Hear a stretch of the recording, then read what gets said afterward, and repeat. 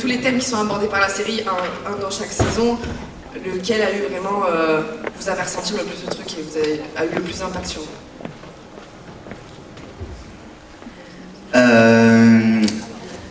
Alors, en fait, il y a plein de facettes pour moi à cette question, parce que je trouve qu'à l'époque où on a tourné, pour moi, c'était celui de notre saison qui était le plus important. Celui qui m'a le plus touché en tant que personne qui a joué dans la série, c'est le sujet de la santé mentale, personnellement.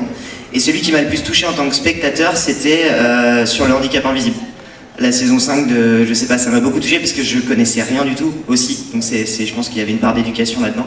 Mais ouais, du coup, voilà, en fait, en tant qu'acteur pur, la saison 3, voilà, toute la thématique de la saison 3, en tant qu'humain derrière l'acteur et qui apprend des choses sur lui-même en jouant un personnage, parce qu'on apprend beaucoup aussi en interprétant, c'était vraiment ce side de la saison 3 sur la santé mentale.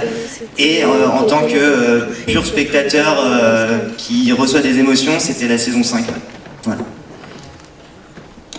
Okay, so the question was, with all the... Mène à soi-même, en tant qu'acteur, de ce qu'a vécu Lucas et qui me touchait beaucoup.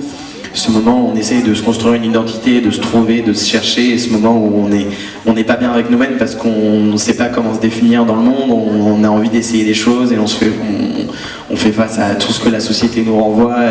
C'est au-delà de juste la sexualité, tout ça, c'est vraiment sur sa recherche d'identité, sur sa manière d'essayer de se définir au monde, sa manière d'essayer d'évoluer, sa manière de se tromper, sa manière de surmonter ses névroses, vraiment ce combat entre soi et soi, quoi.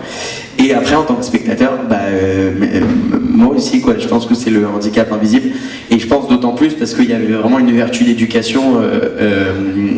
Il y avait vraiment ce truc-là où on a été éduqué, où en plus de ça, je trouve que ce qui était génial, c'est qu'on avait vraiment des personnes qui menaient ce combat-là et qui vivaient du moins cette vie-là, et avec lesquelles on pouvait échanger. Enfin, il y a tout un truc où c'était, même dans la manière de le faire, je trouvais ça vraiment...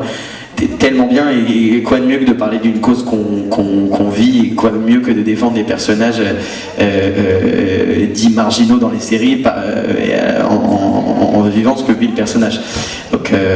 Donc ouais, voilà.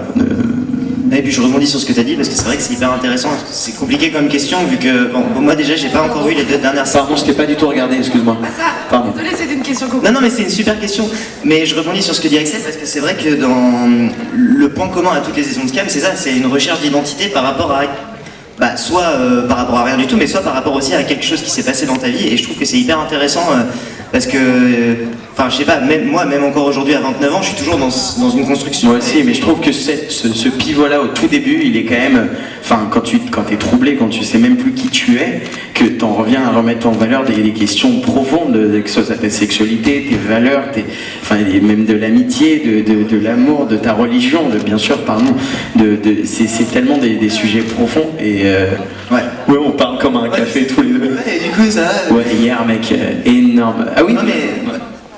Voilà, c'est terminé. J'allais dire que mon voisin a déménagé, voilà, je tenais à vous le dire. Oh, sérieux? Ouais. On a gagné. Merci à tous. Alors, du coup, pour Axel, j'avais dit que